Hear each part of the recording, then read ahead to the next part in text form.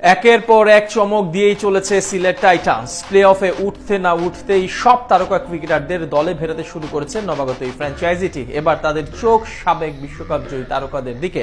মঈন আলীর সাথে মাঠ মাতাবেন তারই সতীর্থরা, আর তাতে করে নিজেদের স্কোয়াডের শক্তিমত্তাটাও কয়েক গুণ বাড়িয়ে নিচ্ছে মিরাজ ইমনরা।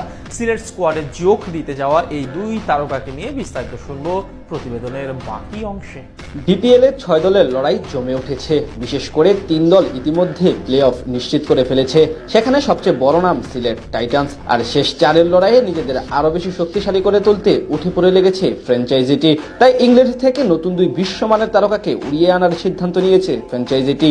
যে কোনো মূল্যে প্রথমবারের মতো নিজেদের ঘরে শিরোপা নিতে চায় 4 রাজ্যের প্রতিনিধিরা। টুর্নামেন্টের আগে সিলেট টাইটান্সের উপদেষ্টা ফাহিম আল চৌধুরী ঘোষণা দিয়েছিলেন, তার দল যদি প্লে অফে উঠতে পারে তাহলে প্রয়োজনে ব্ল্যাঙ্ক চেকের মাধ্যমে বিদেশি ক্রিকেটার নিয়ে আসবেন তিনি।